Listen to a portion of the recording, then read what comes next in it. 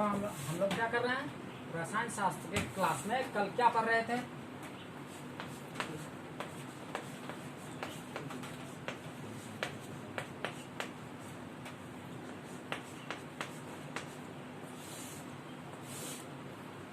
कि डाल्टन के परमाणु सिद्धांत के अनुसार रासायनिक संयोग के नियम की व्याख्या कर रहे थे। तो रासायनिक संयोग का पहला नियम क्या है? पदार्थ के अनस्वरता का नियम ना, कि पदार्थ अनस्वर होते हैं। तो पदार्थ अनस्वर होने का मतलब क्या, कि जब कोई पदार्थ रासायनिक अभिक्रिया में भाग लेता है, तो पदार्थ के अनस्वरता के नियम में हम देखेंगे कि दो अलग अलग पदार्थ, जैसे मान लो कि हाइड्रोजन और ऑक्सीजन के अनस्वरता के नियम को डाल्टन के परमाणु सिद्धांत से हम क्या करेंगे, मिलाएंगे, मैच करेंगे कि क्या डाल्टन का परमाणु सिद्धांत रासायनिक संयोग के नियम के पहले नियम की व्याख्या करता है या नहीं करता है। तो उसके लिए हम जान रहे हैं कि पदार्थ के अनस्वरता का नियम क्या होता है, कि पदार्थ का रासायनिक अभिक्रिया के अंतर्गत नाश नहीं होता है, उसका केवल रूप क्या होता है, रूपांतरित होता है ना। तो अब हम देख रहे हैं, और डाल्टन क्या बोले, पदार्थ की अनस्वरता के लिए क्या बोले, कि पदार्थ अत्यंत सूक्ष्म कणों का बना होता है ना, और वो अविभाज्य होता है, उसका नाश नहीं होता है, ना ही उसको निर्मित किया जा सकता है। तो डाल्टन अपने परमाणु सिद्धांत में इस कथन को बोले।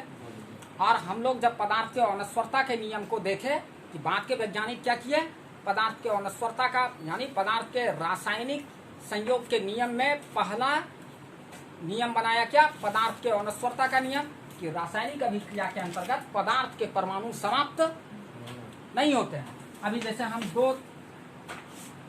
दो पदार्थ यानी हाइड्रोजन और ऑक्सीजन, जिनको हम तत्व के रूप में ले लिए और तत्व के अणु के रूप में लिए हुए हैं। तो अब देखो, इस दोनों के मिलने से क्या बनेगा, H2O, जल बनाए। हाइड्रोजन और ऑक्सीजन पदार्थ का परमाणु आपस में रासायनिक अभिक्रिया किया, रासायनिक संयोग का नियम। तो रासायनिक संयोग का नियम, पहला नियम हम लोग देख रहे हैं, स्थिर अनुपात का नियम, कि ये स्थिर रहता है, यानी उसमें द्रव्यमान क्या रहता है, सॉरी पहला नियम क्या था, अनस्वरता का नियम ना। तो अब देखिए यहाँ पर यानी रासायनिक संयोग के नियम का पहला नियम अनस्वरता का नियम, कि हमने मिलाया किसको है, हाइड्रोजन गैस के रूप में है और ऑक्सीजन भी गैस के रूप में है। अब देखिए हम जब इसको परिवर्तित किए, इसमें रासायनिक संयोग की क्रिया करवाए, तो इस दोनों के मिलने से क्या निर्मित हुआ, जल H2O। अब इस जल में भी हम देख रहे हैं कौन मौजूद है, हाइड्रोजन का परमाणु मौजूद है और ऑक्सीजन का परमाणु मौजूद है। रासायनिक अभिक्रिया हुई, दोनों अलग अलग पदार्थ आपस में संयुग्मित हुए, जुड़े, लेकिन उनका नाश हुआ क्या, नहीं हुआ। उनका नाश, उनके परमाणुओं का नाश यहाँ नहीं हुआ। तो डाल्टन का पहला कथन, डाल्टन के सिद्धांत का पहला कथन क्या था, कि परमाणु क्या होता है, अविभाज्य होता है, और परमाणु का ना तो नाश होता है ना, और ना ही इसे निर्मित किया जा सकता है। और वही बात हम लोग रासायनिक अभिक्रिया जब संयोग कराए, तो उस समय में भी देखे कि सही में रासायनिक अभिक्रिया के दरमियान पदार्थ का परमाणु ना तो नष्ट होता है ना निर्मित होता है, वो सिर्फ अपने भौतिक अवस्था में क्या करता है, परिवर्तन करता है। अब इसी अभिक्रिया को हम लोग संतुलित करने के लिए क्या करते हैं, कि यहाँ ऑक्सीजन 1 था तो 2 से गुना कर दिया, तो 2 ऑक्सीजन पूरा हो गया, ऑक्सीजन 2 पूरा हो गया, लेकिन हाइड्रोजन यहाँ कितना हो गया, 4 हो गया। तो इसलिए हम हाइड्रोजन के साथ भी क्या करते हैं, 2 से गुना कर देते हैं। ये क्रियाएं, ये हम लोगों की गणितीय क्रिया है, हम लोगों के समझ की क्रिया है, कि इतना हाइड्रोजन का 4 परमाणु ऑक्सीजन के 2 परमाणु से मिलेगा, तो जल का कितना अणु बनेगा, 2 अणु। हाँ, H2O का कितना अणु, 2 अणु। तो हाइड्रोजन पहले क्या था, गैस था, ऑक्सीजन भी पहले क्या था, गैस था ना। लेकिन अब ये क्या हो गया, वो हाइड्रोजन और ऑक्सीजन मिलने के बाद सिर्फ वो अपने अवस्था में परिवर्तन किया है, तो ये क्या हो गया, द्रव बन चुका है। लेकिन द्रव में भी मौजूद कौन है, जल बन चुका है। और जल में भी मौजूद कौन है, हाइड्रोजन का परमाणु और ऑक्सीजन का परमाणु। तो डाल्टन का परमाणु सिद्धांत और रासायनिक संयोग के नियम का पहला नियम कि अनस्वरता का नियम आपस में क्या हो गया, समान हो गया। तो डाल्टन का पहला सिद्धांत क्या था, सत्य था कि रासायनिक अभिक्रियाओं के दरमियान क्या होते हैं, पदार्थ के तत्व के परमाणु के अस्तित्व का नाश नहीं होता है और ना ही नए परमाणु का निर्माण होता है। अब देख हम लोग दूसरे यानी रासायनिक संयोग के दूसरे नियम की व्याख्या करेंगे किसके साथ, डाल्टन के परमाणु सिद्धांत के साथ। कि डाल्टन बोले थे, सॉरी बोला था बोल रहे थे, अभी जितने भी हमसे चाहे वो विश्व के कोई भी वैज्ञानिक हों, ठीक है, उनको अपमानित करने का हम सामान्य लोगों को कोई अधिकार नहीं, ठीक है। तो हो सकता है कभी कभी मुंह से ऐसे निकल गया कि बोला था, वो आदरणीय है कि जो भी वैज्ञानिक होते हैं वो किसी ना तो देश के होते हैं, ना स्थान के होते हैं, ना किसी व्यक्ति समूह और धर्म के होते हैं, वो इस मानवीय समाज के, मानवीय सभ्यता के होते हैं। तो इसलिए उन्हें कभी भी अपमानित स्थिति में उनके नाम को नहीं लिया जाए।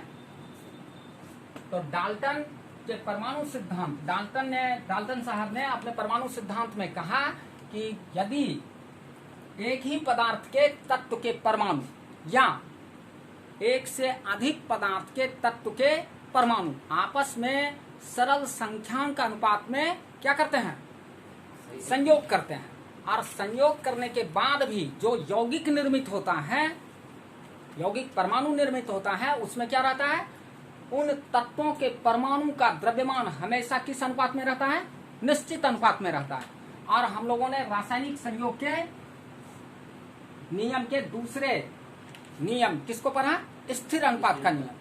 तो स्थिर अनुपात के नियम का जब प्रायोगिक रूप प्रस्तुत किया गया तो उसमें भी देखा कि डाल्टन साहब ने जो बिना प्रयोग किए सिद्धांत लिखा था, वो सिद्धांत और हमारे स्थिर अनुपात का सिद्धांत क्या है, एक जैसा है, एक समान है। जैसे अभी हम लोग उदाहरण लिए थे, मान लो यहाँ अभी H2O जल है, तो इसी का उदाहरण लेते हैं कि आपने क्या किया, दो पदार्थ लिया, हाइड्रोजन गैस और ऑक्सीजन गैस। अब इसमें हम लोग देख रहे हैं कि ना यह हाइड्रोजन तत्व का परमाणु, इसका परमाणु लिए, इसका तो हाइड्रोजन तत्व का परमाणु और ऑक्सीजन तत्व का परमाणु। अब इन दोनों परमाणु को आपस में संयोजित, तो अभी हम लोग क्या कर रहे हैं, संयोजित कर रहे हैं। तो हाइड्रोजन का यहाँ कितना परमाणु है, दो परमाणु ना, और ऑक्सीजन का भी कितना परमाणु है, दो परमाणु। अब इस दोनों के मिलने से एक यौगिक परमाणु बना, जिसको हम लोग क्या बोल दिए, H2O।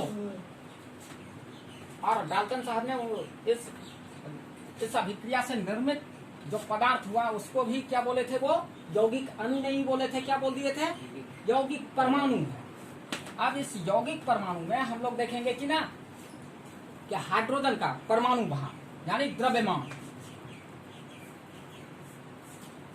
अब जल बनने के लिए हमेशा हमेशा कितना, जल का एक अणु यौगिक परमाणु निर्मित होने के लिए हमें हाइड्रोजन के कितने परमाणु की आवश्यकता है, दो परमाणु की आवश्यकता है। और ऑक्सीजन बनने के लिए और ऑक्सीजन के कितने परमाणु की आवश्यकता है, एक परमाणु की आवश्यकता है। अब ये क्रिया, अब हम लोग मान लें कि ना कि हम समुद्र से क्या लें, समुद्र का जल लें ना, ये जल का अणुसूत्र है, कुएं से लें, नल से लें, कहीं से भी क्या लें, जल लेते जाए, इन सब में हाइड्रोजन और ऑक्सीजन का परमाणु रहेगा कि अन्य पदार्थ का परमाणु होगा। इन सभी के जल में, समुद्र के जल में, कुएं के जल में और नल के जल में हाइड्रोजन और ऑक्सीजन के परमाणु को छोड़ करके अन्य किसी पदार्थ के तत्व का परमाणु मौजूद रहेगा, नहीं रहेगा। क्योंकि ये सब जल है। और उसमें भी जब हम प्रत्येक समय, चाहे वो समुद्र के जल, कुएं के जल या नल के जल में हाइड्रोजन के परमाणु के द्रव्यमान को देखेंगे और ऑक्सीजन के परमाणु के द्रव्यमान को देखेंगे, तो इसका द्रव्यमान का अनुपात क्या रहेगा? 2/1। एक समान रहेगा। 2/1 नहीं, ये तो परमाणु यानी तत्व के परमाणु का सरल अनुपात है कि हाइड्रोजन का कितना परमाणु? 2 परमाणु। और ऑक्सीजन का कितना परमाणु? 1 परमाणु। तो क्या 2 तत्व का परमाणु सरल पूर्णांक अनुपात में एक दूसरे से मिला और क्या बना दिया? जल बना दिया। अब यही अनुपातिक मान किसमें? नल के जल में भी रहेगा। यही सरल पूर्णांक अनुपातिक मान किसमें? कुएं के जल में रहेगा। यही सरल पूर्णांक अनुपातिक मान किसमें? समुद्र के भी जल में रहेगा। और इसके द्रव्यमान का अनुपात भी हमेशा हमेशा क्या रहेगा? इक्वल रहेगा, समान अनुपात पे रहेगा। अब इसकी रासायनिक अभिक्रिया को हम लिख करके देखते हैं कि देखिए,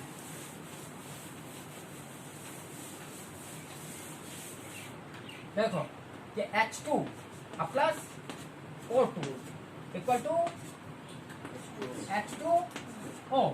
तो जब इस समीकरण को, इस रासायनिक अभिक्रिया के समीकरण को हम लोग संतुलित करेंगे तो यहाँ ऑक्सीजन का 2 परमाणु है, यहाँ ऑक्सीजन का 1 परमाणु है। तो हम लोग क्या करते हैं? अनुमान विधि से समीकरण को संतुलित करते हैं। कक्षा 10 में हम लोग सीखे कि आप समीकरणों को किस विधि से? अनुमान विधि से, गणितीय अनुमानिक विधि यानी प्रायिकता करते हैं कि ये यदि ऑक्सीजन का 2 परमाणु इधर है तो इसका मतलब है कि इधर भी ऑक्सीजन का 2 परमाणु ही होगा, क्योंकि यदि किसी रासायनिक अभिक्रिया में जितना अभिकारक के रूप में जितने परमाणु भाग ले रहे हैं, प्रतिफल में उतने ही परमाणु होने चाहिए। यह पदार्थ की अनस्वरता का क्या है? रासायनिक संयोग के नियम के तहत पदार्थ की अनस्वरता का सिद्धांत है कि रासायनिक अभिक्रियाओं में पदार्थ का नाश नहीं होगा। तो इसका मतलब है कि यदि यहाँ ऑक्सीजन कितना है? ऑक्सीजन का परमाणु कितना है? 2 है। तो इसका मतलब है कि इधर भी ऑक्सीजन का परमाणु कितना होना चाहिए? 2 होना चाहिए। तो ऑक्सीजन, यदि ऑक्सीजन को 2 पूरा करने के लिए हमने क्या किया? अनुमान विधि से 2 से मल्टीप्लाई मारा ना, 2 से गुना कर दिया। लेकिन 2 से ऑक्सीजन को पूरा करने के लिए 2 से गुना करने पर हाइड्रोजन हमारा कितना हो रहा है? 4 हो रहा है। तो अब हाइड्रोजन को भी अनुमान विधि से क्या कर दिया? 2 से मल्टीप्लाई किए। अब देखो, हम लोग जानते हैं कि हाइड्रोजन के 1 परमाणु का द्रव्यमान कितना होता है? हाइड्रोजन 1 परमाणु द्रव्यमान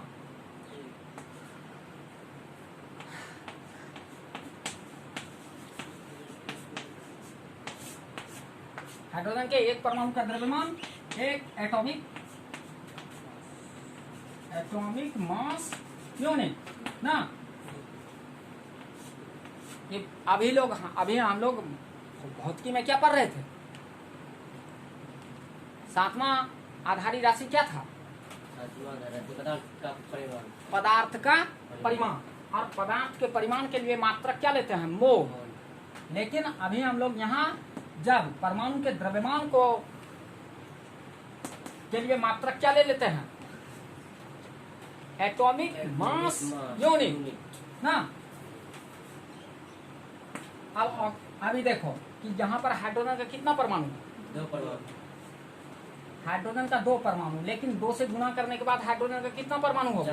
4 परमाणु। एक हाइड्रोजन के परमाणु का द्रव्यमान कितना? 1 एटॉमिक मास यूनिट। तो 4 हाइड्रोजन के परमाणु का द्रव्यमान कितना होगा? 4 into 1 atomic mass unit equal to 4 atomic mass unit ना। ऑक्सीजन का यहाँ परमाणु द्रव्यमान कितना होगा? 2। ऑक्सीजन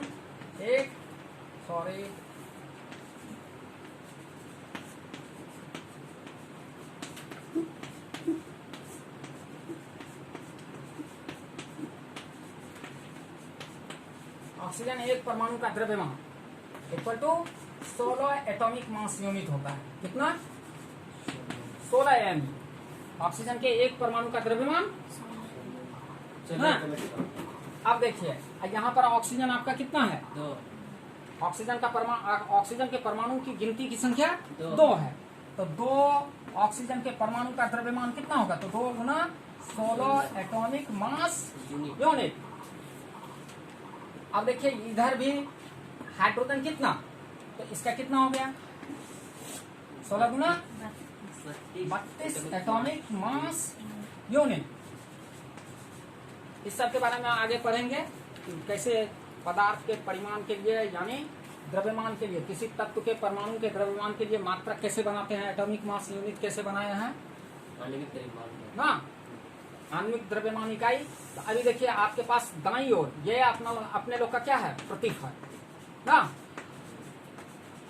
और डाल्टन साहब के अनुसार ये कौन सा, ये क्या है यौगिक परमाणु। प्रतीक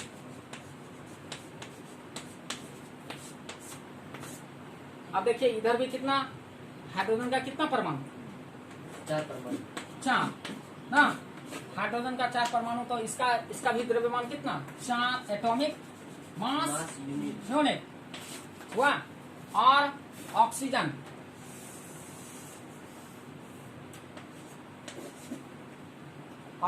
कितना 2,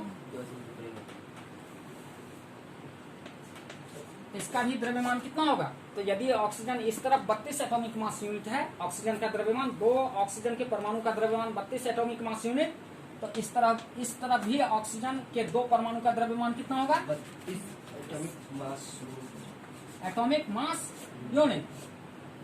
अब आप देखिए कि रासायनिक अभिक्रिया होने के फलस्वरूप क्या हुआ कि जो हमारे अभिकारक का जितना द्रव्यमान था और इन दोनों अभिकारक जो पदार्थ है, पदार्थ के तत्व के परमाणु का जितना द्रव्यमान था, प्रतिफल में भी उतना ही द्रव्यमान प्राप्त हुआ कि नहीं। तो स्थिर अनुपात का नियम प्राप्त हो गया कि हमारे यौगिक परमाणु में भी द्रव्यमान का अनुपात क्या रहता है स्थिर रहता है, वो समाप्त नहीं होता है। तो हम लोग इसको कर लेंगे।